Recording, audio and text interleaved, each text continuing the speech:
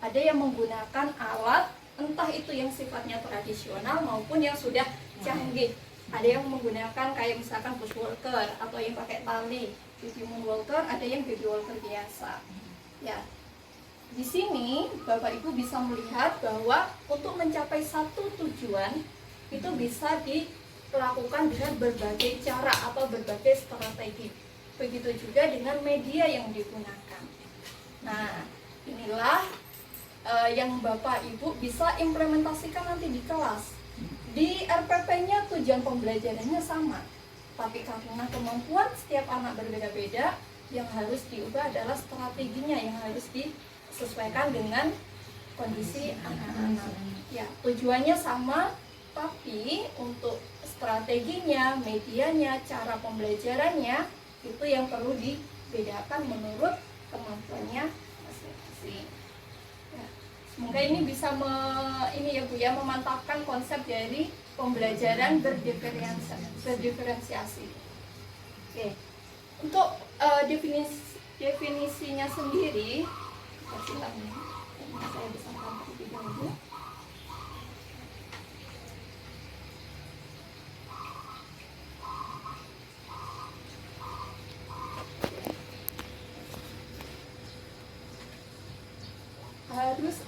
Bapak Ibu harus memahami pengertian dan konsepnya, konsep dari pembelajaran berdiferensiasi dan juga pengertiannya. Kalau dari gambar tadi Bapak Ibu langsung menangkap maksud dari gambarnya ya, mencari perbedaan dan persamaannya. Lalu apa sih yang dimaksud dengan pembelajaran berdiferensiasi? Yaitu mengajarkan materi yang sama kepada semua siswa dengan menggunakan berbagai strategi instruksional.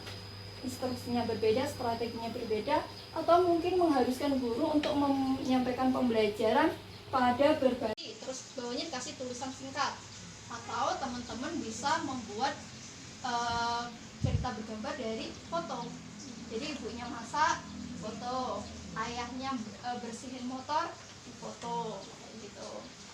Ada lagi misalkan bikin hand puppet tadi juga bisa, anaknya membuat boneka tangan tadi. Jadi harus jelas.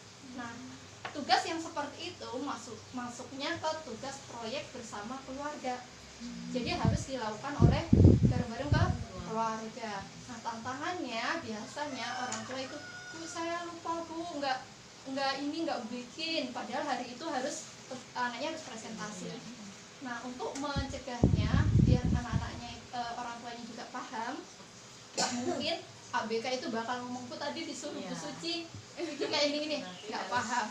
Harus ada surat dari sekolah. Jadi atau chat di grup kayak gitu. Tapi biasanya yang dilakukan oleh guru itu adalah membuat surat resmi dari sekolah bahwa akan ada proyek bersama keluarga. Jadi rinci jelas proyeknya apa, yang harus dilakukan orang tua dan siswa itu apa di rumah, bentuknya bisa milih, nanti dipresentasikan. Presentasikannya tanggal berapa? Misalkan tanggal 15 Mei. Nah, tanggal 15 Mei mohon untuk proyeknya itu dibawa ke sekolah. Itu untuk memudahkan. Dan itu pun kadang juga ada yang nggak bawa masukan. Itu di siswa reguler pada hari. Nanti yang dinilai itu bukan hanya produknya saja. Buku enak, kalau gitu enak dong, ada yang pasti hasilnya bagus-bagus. Kan yang mau dinilai kan anaknya bisa menjelaskan keberagaman. Jadi bukan fokus ke tampilannya aja, bisa nggak anaknya presentasi, bisa nggak menjelaskan. Kalau anaknya bahasanya masih terbatas, bisa dibantu. Yang namanya presentasi itu Bapak Ibu bisa kayak gini, coba Helis ini Helis punya apa? Oh, saya punya ini Bu, punya diorama, ini gambar rumah saya loh Bu, kayak gitu misalkan. Coba jelaskan ada siapa aja, ini ibunya. Jadi dia nggak bisa menjelaskan kalau nggak ditanya. Nah, itu nggak apa-apa, asalkan Bapak Ibu bisa mengarahkan. Jadi harusnya apa aja informasi yang mau Ibu gali. Misalkan ini mau nyari sifat-sifat yang dimiliki keluarga, misalkan Ibu kalau pagi ngapain, oh ibunya masak, biasanya bagaimana ibunya kalau masak? Oh, ibu saya selalu senang. Kemudian belum memahami aturan dalam sebuah permainan.